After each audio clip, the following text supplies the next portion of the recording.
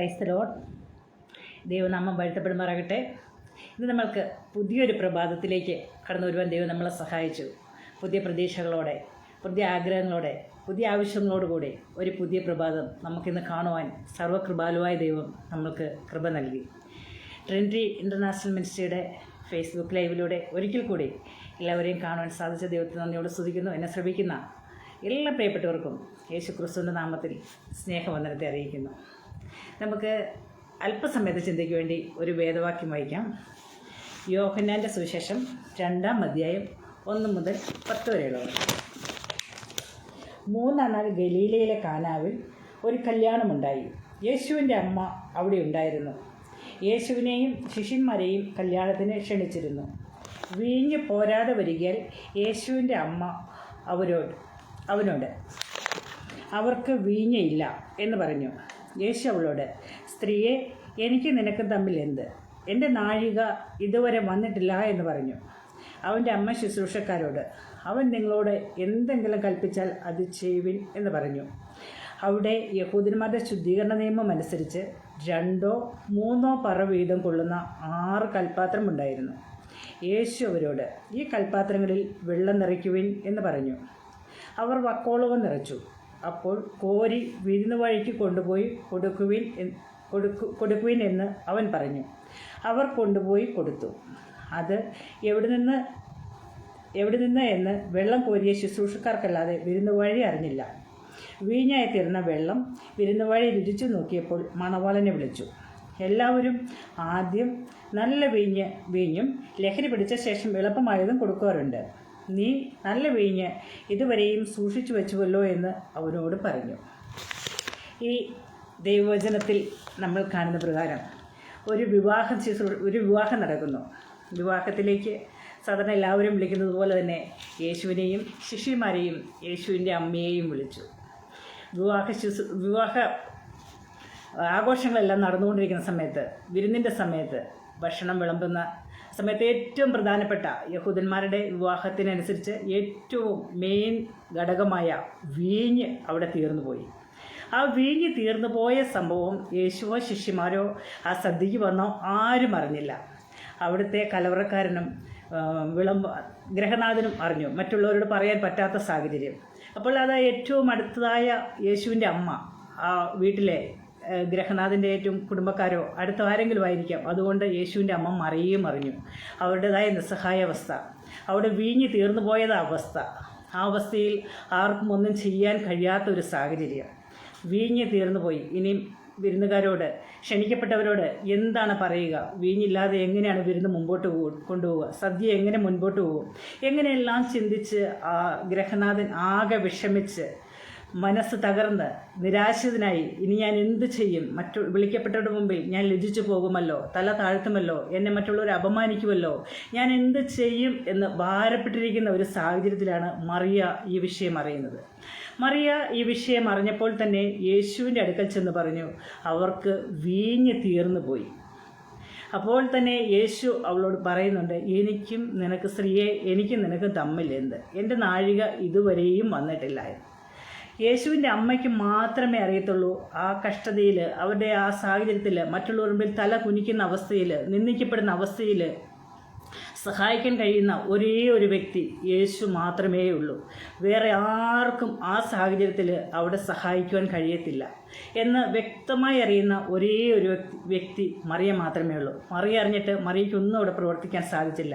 മറിയ അവർക്ക് ഹെൽപ്പ് ചെയ്യാൻ സാധിച്ചില്ല. മറിയ വെറും ഹെൽപ്ലെസ് ആയപ്പോഴാണ് യേശുവിനെ സമീപിച്ചത്. യേശുവിനോടാണ് പറഞ്ഞത്, അവർക്ക് വീഞ്ഞ് തീർന്നു പോയി എന്ന്. ആ സമയത്ത് യേശുവും കൈ ഒഴിഞ്ഞിരുന്നുവെങ്കിൽ അവരുടേതായ അവസ്ഥയൊന്ന് ആലോചിച്ച് നോക്കുക. കാരണം യേശു കഷ്ടതയിൽ അടുത്ത തുണയായി നിന്നോട് കൂടിയിരിക്കാമെന്ന് വാഗ്ദത്തം ചെയ്തിട്ടുണ്ടെങ്കിൽ നീ തല കുനിച്ചു പോകും, ലജ്ജിച്ചു പോകും, നാണം കെട്ടു പോകും എന്ന് പ്രതീക്ഷിക്കുന്ന സമയത്ത് യേശുവിൻ്റെ പ്രവൃത്തി കണ്ട് സന്തോഷിപ്പാനിടയായിത്തീരും. അവങ്കിലേക്ക് നോക്കിയവരുടെ മുഖം പ്രകാശിതമായി. അവരുടെ മുഖം ലജ്ജിച്ചു പോയതുമില്ല. ഇവർ നിലവിളിച്ചു, യഹോവ കേട്ടു, അവരുടെ സകല കഷ്ടത്തിൽ നിന്നും വിടുവിച്ചു എന്നാണ് ദൈവവചനത്തിൽ കാണുന്നത്. അപ്രകാരം അവരുടേതായ കഷ്ടതയിൽ, പ്രതികൂല സാഹചര്യത്തിലായിരുന്ന സമയത്ത് അവർക്ക് വേണ്ടി കരുതിയ ഒരു ദൈവം, ദൈവം. യേശുവിൻ്റെ സാന്നിധ്യം അവിടെ ഉള്ളതുകൊണ്ട് അവരുടെ നിന്ന മാറ്റുവാനും അവരെ മാനിക്കപ്പെട്ടവരായി തീരുവാനും ദൈവത്തിൻ്റെ പ്രവൃത്തി വെളിപ്പെടുവാനിടയെ തരുന്നു. എന്നെ ശ്രമിക്കുന്ന ആരെങ്കിലും ഈ സാഹചര്യത്തിലൂടെ കടന്നു പോകുന്നവരാണെങ്കിൽ നിങ്ങൾ മറ്റുള്ളവരുടെ മുമ്പിൽ തല കുനിക്കുന്ന വിധത്തിൽ, നിങ്ങൾ ഏതെങ്കിലും നിന്ദിക്കപ്പെടുന്ന അവസ്ഥയിൽ ദൈവത്തിൻ്റെ പ്രവൃത്തിക്കായി ഏൽപ്പിച്ചു കൊടുക്കുക. നിൻ്റെ വിഷയത്തിന് ഇല്ലായ്മയുടെ മധ്യത്തിൽ, ഏതൊരു വിഷയത്തിന് മധ്യത്തിലാണ് നിങ്ങൾ ഇല്ലായ്മയിൽ ആയിരിക്കുന്നത്, ഏതൊരു വിഷയത്തിന് മധ്യത്തിലാണ് നിങ്ങൾ കഷ്ടതയിലായിരിക്കുന്നത്, ഏതൊരു വിഷയത്തിന് മധ്യത്തിലാണ് നിങ്ങൾ പ്രതികൂലത്തിന് മധ്യത്തിലായിരിക്കുന്നത്, ആ വിഷയത്തെ ദൈവകരങ്ങളിലേക്ക് ഏൽപ്പിക്കുകയാണെങ്കിൽ നിനക്ക് വേണ്ടി അത്ഭുതം പ്രവർത്തിക്കുവാനും നിന്നെ മാറ്റി ദേശത്ത് ഉയർത്തുവാനും മാനിക്കുവാനും ശക്തനായ ഒരു ദൈവത്തിൻ്റെ സന്നിധിയിലേക്ക് നിന്നത്തെ ഏൽപ്പിക്കുകയാണെങ്കിൽ വലിയ അത്ഭുതങ്ങൾ, അറിയപ്പെടാത്തൊരു വിഷയത്തിന് മധ്യത്തിൽ വലിയ അത്ഭുതങ്ങൾ നടക്കുവാനിടയെ തരും. വീണ്ടും യേശുവിൻ്റെ അമ്മ ശുശ്രൂഷക്കാരോട് ഇപ്രകാരമാണ് പറയുന്നത്, അവൻ നിങ്ങളോട് എന്തെങ്കിലും കൽപ്പിച്ചാൽ അത് ചെയ്യുവിൻ. അവിടെ തീർച്ചയായിട്ടും മറിയ ഹെൽപ്ലെസ് ആണ്, മറിയയ്ക്ക് ഒന്നും ചെയ്യാൻ കഴിയത്തില്ല. അപ്പോൾ മറിയ പറയുന്നുണ്ട്, ശുശ്രൂഷക്കാരോട് പറയുന്നുണ്ട്, അവൻ എന്തെങ്കിലും കൽപ്പിക്കും, യേശു വിഷയത്തിനൊരു പരിഹാരം ഉണ്ടാക്കിത്തരും എന്നറിയുന്ന ഒരു വ്യക്തി മറിയ മാത്രമായതുകൊണ്ട് മറിയ പറയുന്നുണ്ട്, അവൻ നിങ്ങളോട് എന്തെങ്കിലും കൽപ്പിക്കുവാണെങ്കിൽ അത് നിങ്ങൾ ചെയ്യുക എന്നാണ് പറഞ്ഞത്. ആ സമയത്ത് തന്നെ യേശു ആ ശുശ്രൂഷക്കാരോട് പറയുന്നുണ്ട്, പുറത്തിരിക്കുന്ന ആ യഹൂദന്മാരുടെ ശുശ്രൂഷ നിയമം അനുസരിച്ച് അവർക്ക് പുറത്തുനിന്ന് കയറി വരുന്ന സമയത്ത് അവർ ചന്തയിലോ മറ്റെവിടെയെങ്കിലും പോയിട്ട് വരികയാണെങ്കിൽ അവർക്ക് കാല് കഴുകിയിട്ടേ ഭവനത്തിൽ കയറാൻ പാടുള്ളൂ. അവർ കാലും കൈയും കഴുകി ശുദ്ധീകരണം പ്രാപിച്ചതിന് ശേഷം അകത്ത് കയറി കുളിച്ചതിന് ശേഷം മാത്രമേ അവർക്ക് ഭക്ഷണം കഴിക്കാനുള്ള അനുവാദമുള്ളൂ, ചന്തയിലോ പൊതുസ്ഥലങ്ങളിലോ ഒക്കെ പോവുകയാണെങ്കിൽ. അപ്പോൾ പോയിട്ട് വരുന്ന സമയത്ത് അവർക്ക് കാല് കഴുകുവാനായിട്ട് പുറത്ത് 6 or 7 പറവീതം കൊള്ളുന്ന കൽപ്പാത്രങ്ങൾ, 2 or 3 പറവീതം കൊള്ളുന്ന 6 കൽപ്പാത്രമായിരുന്നു അവിടെ ഉണ്ടായിരുന്നത്. 6 കൽപ്പാത്രങ്ങൾ, ആരും കാണാത്തൊരു കൽപ്പാത്രം, ആരും അറിയാത്തൊരു കൽപ്പാത്രം. എല്ലാവരും വന്നു, വെള്ളം കോരി, കാല് കഴുകി, അകത്തേക്ക് കയറി. ആ കൽപ്പാത്രത്തിനെ ആരും ശ്രദ്ധയിൽപ്പെട്ടില്ല, അതിനെ ആരും ഗൗനിച്ചിരുന്നില്ല. എങ്കിലും ആ കൽപ്പാത്രത്തെയാണ് യേശു കണ്ടത്. യേശു ആ കൽപ്പാത്രം കണ്ടപ്പോൾ പറഞ്ഞു, ശുശ്രൂഷക്കാരോട് പറഞ്ഞു, നിങ്ങൾ ആ കൽപ്പാത്രങ്ങളിൽ വെള്ളം കോരി നിറപ്പിൻ എന്ന് പറഞ്ഞു. വെള്ളം കോരി നിറച്ചത് അതെടുത്ത് വിരുന്നുവാഴിക്ക് കൊണ്ടുപോയി കൊടുക്കുവാൻ ശുശ്രൂഷക്കാരോട് പറയുന്നു. ആ ഒന്നിനും വേണ്ടാതെ ഒരു നിറമില്ലാതിരുന്ന വെള്ളം, ആരും ഗൗനിക്കാതിരുന്ന ഒരവസ്ഥയിലിരുന്ന ആ കൽപ്പാത്രത്തിലെ ആ വെള്ളം അവരെല്ലാം എടുത്ത്, ബാക്കി സാധാരണ വന്നവരെല്ലാം വെള്ളം കോരി കാല് കഴുകി അകത്ത് കയറി. ആ കൽപ്പാത്രത്തിനെ ആരും മൈൻഡ് ചെയ്തില്ല, വെള്ളത്തിനെ ആരും മൈൻഡ് ചെയ്തില്ല. അങ്ങനെ ഇരിക്കുന്ന ഒരു സാഹചര്യത്തിൽ യേശുവാണ് ആ കൽപ്പാത്രത്തെ കണ്ടത്. യേശു ആ കൽപ്പാത്രത്തെ കണ്ടായി ആ കൽപ്പാത്രങ്ങളിൽ വെള്ളം നിറയ്ക്കുവാൻ പറഞ്ഞു. യേശുവിന് വാക്ക് കേട്ട് ശുശ്രൂഷക്കാരെ വെള്ളം നിറച്ചു. അത് കോരി വിരുന്നുവാഴിക്ക് കൊണ്ടുപോയി കൊടുത്തു. വിരുന്നുവാഴി അത് രുചിച്ചു നോക്കിയപ്പോഴാണ് മനസ്സിലായത്, ഏറ്റവും വീര്യം കൂടിയ, ഏറ്റവും ശ്രേഷ്ഠമായ, ആരും ഇതുവരെയും കുടിക്കാത്ത വിധത്തിൽ ഏറ്റവും മാധുര്യമേറെ, ഏറ്റവും നല്ല വീഞ്ഞ് ഇതുവരെയും എവിടെ സൂക്ഷിച്ചു വെച്ചുവെന്ന് മണവാളനോടാണ് വിരുന്നുവാഴി വിളിച്ച് ചോദിക്കുവാനിടയായി തരുന്നത്. അതേ പ്രിയമുള്ളവരെ, ഏതൊരു പ്രതിസന്ധിയുടെ മധ്യത്തിലും തള്ളപ്പെട്ട അവസ്ഥയിലാണെങ്കിലും പ്രതികൂലത്തിൻ്റെ അവസ്ഥയിലാണെങ്കിലും ദൈവമുഖത്തേക്ക് നോക്കുകയാണെങ്കിൽ ദൈവം ഒരിക്കലും തള്ളിക്കളയത്തില്ല. ദൈവം മാനിക്കുന്ന ദൈവമാണ്. ആ കൽപ്പാത്രത്തിൻ്റെ അവസ്ഥയിലായിരിക്കുന്ന നീയാണെങ്കിൽ, കാരണം ആരും മൈൻഡ് ചെയ്യുന്നില്ല, ആരും പരിഗണിക്കുന്നില്ല, ആർക്കും വേണ്ട എന്നുള്ള തോന്നലിലിരിക്കുന്ന അവസ്ഥയിലായിരിക്കുന്ന വ്യക്തിയാകുന്നു നീയെങ്കിൽ നിന്നെ മാനിക്കുവാൻ ശക്തനായ ഒരു ദൈവമാണ്. നിറവോ മണവോ ഇല്ലാതിരുന്ന ആ വെള്ളത്തെ നിറവും മണവും രുചിയുമുള്ള വീഞ്ഞാക്കി തീർത്തതുപോലെ ദൈവകരങ്ങളിലേക്ക് നിന്നെ ദിവസങ്ങളായി ഏൽപ്പിച്ചു കൊടുക്കുകയാണെങ്കിൽ ഒരു അത്ഭുത വിഷയമായി തീരുവാൻ, ദൈവത്തിൻ്റെ പ്രവൃത്തി ദിവസങ്ങളായി വെളിപ്പെടുവാൻ ഇടയായി തരും. ആ കൽപ്പാത്രത്തിലെ വെള്ളത്തിനോ വിരുന്നശാലയിലേക്ക് കയറിപ്പോവാൻ യാതൊരു പെർമിഷനുമില്ല. അവർ പുറത്താണ്.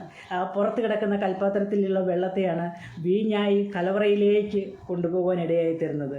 കാരണം ദൈവജനത്തിലെ പ്രകാരം കാണുന്നുണ്ട്, ദരിദ്രനെ കുപ്പയിൽ നിന്ന് ഉയർത്തി പ്രഭുക്കന്മാരോടുകൂടി ഇരുത്തുന്ന ഒരു ദൈവമാണ് നമ്മുടെ ദൈവം.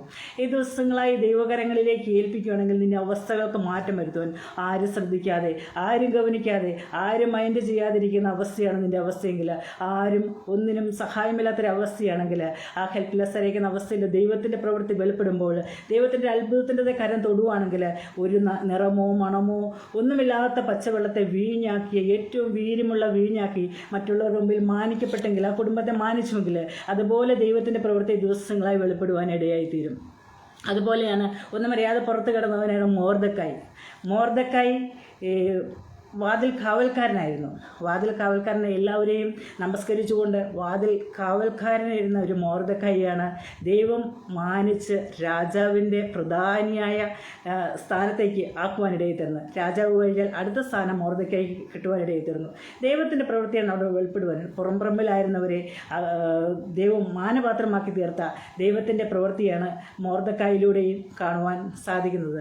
അവൻ ദൈവത്തിൽ വിശ്വസിച്ചു, ദൈവത്തിൽ കൂടുതലായി ആശ്രയം വെച്ചു, ഉപവസിച്ച് പ്രാർത്ഥിച്ച് അവരകപ്പെട്ട വിഷയത്തിൻ്റെ മധ്യത്തിൽ അവൻ പ്രാർത്ഥനയോടെ ഉപവാസത്തോടെ ദൈവസ്ഥലത്തിലായിരുന്നപ്പോൾ രാജാവിൻ്റെ ഉറക്കം കെടുത്തുവാനും അവന് വിരോധമായി പ്രവർത്തിച്ചവരുടെ മധ്യത്തിൽ ദൈവത്തിൻ്റെ കരം കൂടിയിരുന്ന് അവരെ നീക്കി ആ സ്ഥാനത്തേക്ക് ദൈവം അവനെ ഉയർത്തി. മൊർദെഖായി ഉയർത്തിയ ദൈവമാണെങ്കിൽ ഏത് ദിവസങ്ങളായി എവിടെ തള്ളപ്പെട്ട അവസ്ഥയാണെങ്കിലും എവിടെ മാനിക്കപ്പെടാത്ത അവസ്ഥയാണെങ്കിലും ആരെല്ലാം ഉപേക്ഷിക്കപ്പെട്ട അവസ്ഥയാണെങ്കിലും ദൈവമുഖത്തേക്ക് നോക്കുവാണെങ്കിൽ ആ മൊർദെഖായിയെ ഉയർത്തിയ ദൈവം നിന്നെയും മാനിക്കുവാൻ, ഉയർത്തുവാൻ, പ്രധാനിയാക്കുവാൻ ദൈവത്തിന് നിന്നെക്കുറിച്ചും പ്ലാനുണ്ട്, പദ്ധതിയുണ്ട്.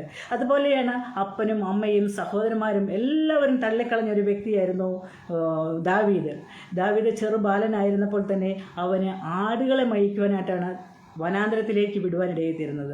അവനെ ആരും ഗവനിച്ചില്ല. എങ്കിലും അവൻ ദൈവകൃപയിൽ മാത്രം ആശ്രയം വെച്ചു. ദൈവത്തെ പാടി സ്തുതിച്ചു. ദൈവത്തിന് വേണ്ടി പ്രയോജനമുള്ളവനായി തീർന്നു.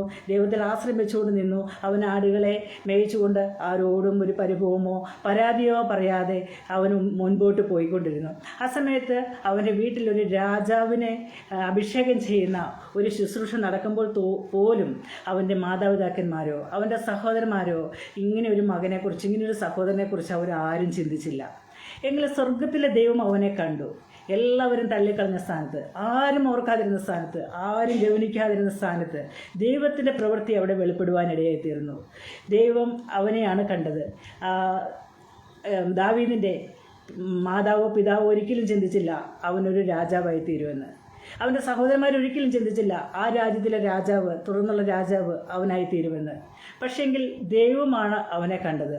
ദൈവം അവനെ മുൻപേ കണ്ടു. ദൈവം ഹൃദയങ്ങളെ ശോധന ചെയ്യുന്ന ദൈവം. അവൻ ദൈവകൃപയിൽ ദൈവത്തിൽ ആശ്രയം വെച്ചുകൊണ്ട് മുന്നോട്ട് പോയപ്പോൾ എല്ലാവരും തള്ളിക്കളഞ്ഞ സാഹചര്യത്തിൽ, ആരും സഹായമില്ലായിരുന്ന സ്ഥാനത്ത് അവൻ ദൈവമുഖത്തേക്ക് നോക്കി, ദൈവകൃപയിൽ ആശ്രയം വെച്ചു. അവൻ്റെ ജീവിതത്തിൽ വലിയൊരു ദൈവപ്രവൃത്തി വെളിപ്പെടുവാനും ആ പന്തിയിൽ നിൻ്റെ മറ്റൊരു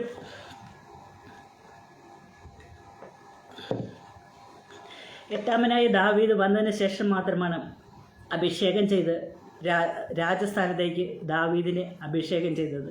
അങ്ങനെ ഇസ്രായേലിൽ ഏറ്റവും മഹാനായ, പ്രധാനിയായ, ഏറ്റവും അറിയപ്പെടുന്ന, ഏറ്റവും ഫേമസ് ആയ ഒരു രാജാവിനെ ദാവീദിലൂടെ ദൈവം അവിടെ എഴുന്നേൽപ്പിക്കുവാനിടയിൽ തീർന്നു. തുടർന്ന് ദാവീദിന് ശേഷം അടുത്ത രാജസ്ഥാനം ശലോമോനിലേക്ക് പകരപ്പെടുവാനിടയിൽ തീർന്നു. ആ ശലോമോനാണ് ലോകം കണ്ടതിലെ ഏറ്റവും പരിജ്ഞാനവും വിവേകവും ജ്ഞാനവുമുള്ളൊരു രാജാവ്.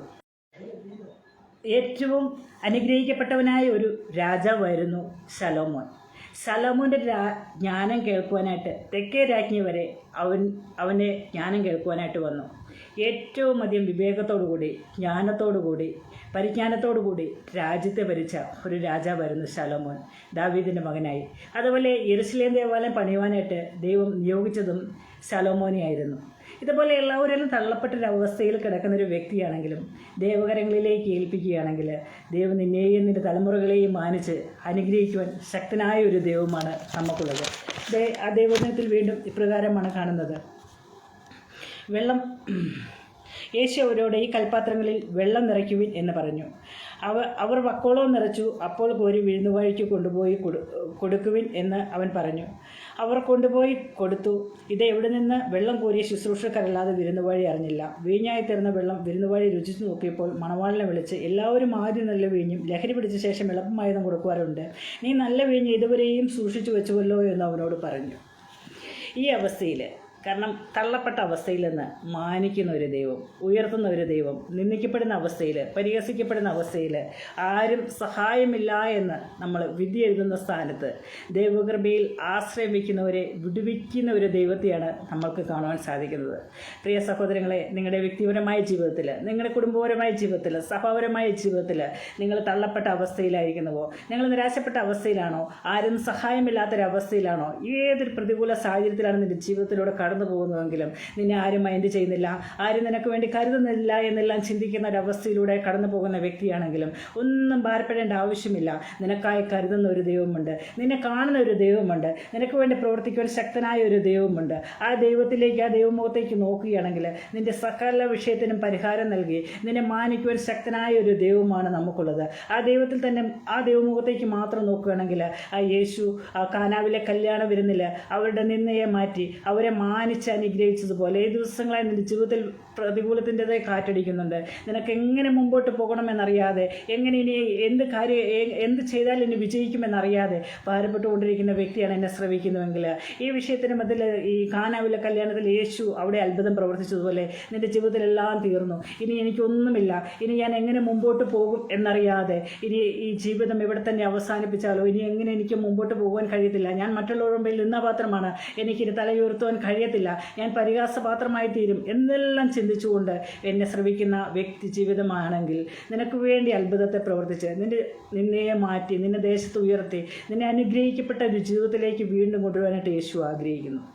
അതിനായിട്ട് ദൈവങ്ങളിലേക്ക് നിന്നെ തന്നെ സമർപ്പിക്കുകയാണെങ്കിൽ ഈ നിമിഷം നിൻ്റെ എല്ലാ പ്രതികൂലത്തിൻ്റെ മധ്യത്തിലും അറിയപ്പെടാത്ത വഴികളെ തുറന്ന് മാനിക്കുവാൻ ശക്തനായ ഒരു ദൈവമാണ്. അതുപോലെ തള്ളപ്പെട്ട ഒരു യോസഫിനെ മാനിച്ച ദൈവം, മോർദെഖായിയെ മാനിച്ച ദൈവം, ദാവീദിനെ മാനിച്ച ദൈവം, അതുപോലെ ദാനിയേലിനെ മാനിച്ച ദൈവം നമുക്ക് വേണ്ടി അത്ഭുതം പ്രവർത്തിപ്പാനും നമ്മുടെ വിഷയത്തിന് മധ്യത്തിൽ, ഏതൊരു വിഷയത്തിന് മധ്യത്തിലും ദൈവത്തിൻ്റെ കരം അനുകൂലമായി തീരും. കാരണം എല്ലാവരും പ്രതികൂലമായി തീരാം. ആരും സഹായമില്ല എന്നോർത്ത് പലപ്പോഴും നിരാശപ്പെട്ട് ജീവിതത്തിൽ ആയിരിക്കുന്ന പ്രതികൂലത്തിൻ്റെതായ കാറ്റടിച്ചുകൊണ്ടിരിക്കുന്ന സമയത്ത് എങ്ങനെയായിരിക്കണമെന്ന് അറിയാതിരിക്കുന്ന സാഹചര്യത്തിൽ ദൈവത്തിൻ്റെ വലിയൊരു പ്രവൃത്തി ദിവസങ്ങളായി വെളിപ്പെട്ട് ദേശത്തും സഭയിലും അതുപോലെ വ്യക്തിപരമായ ജീവിതത്തിൽ, കുടുംബപരമായ ജീവിതത്തിൽ ഏറ്റവും ഉയർത്തപ്പെടുവാനിടയെത്തണം. ജോലി മേഖലയിൽ ഒരു പ്രൊമോഷൻ ഇല്ലല്ലോ, ഞാൻ ഈ തസ്തികയിൽ തന്നെ എത്ര നാൾ എങ്ങനെ തുടരും, ഈ അവസ്ഥയിൽ തന്നെ ഞാൻ എങ്ങനെ മുമ്പോട്ട് പോകും എന്നെല്ലാം ചിന്തിച്ചുകൊണ്ടിരിക്കുന്ന ഒരു വ്യക്തിയാണെങ്കിൽ ഈ അവസ്ഥയിൽ ദൈവമുഖത്തേക്ക് നോക്കുക. നിൻ്റെ ജോലിയിലൊരു പ്രൊമോഷൻ തീർച്ചയായിട്ടും ദൈവം തരും, നിനക്കൊരു ഉയർച്ച തരും.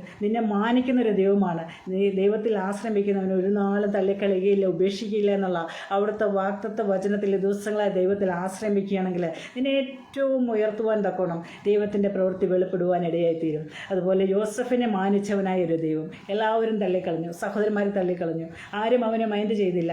അവനൊരു ദർശനക്കാരൻ എന്ന് പറഞ്ഞ് അവൻ്റെ സ്വന്തം സഹോദരന്മാരെ ഒരു പൊട്ടക്കടത്തിൽ തള്ളിയിട്ട് ഉപേക്ഷിക്കുവാനും അവനെ മിസ്രൈമെ കച്ചവടക്കാർക്ക് വിറ്റുകളയുവാനും വരെ ഇടയായിത്തീർന്നു.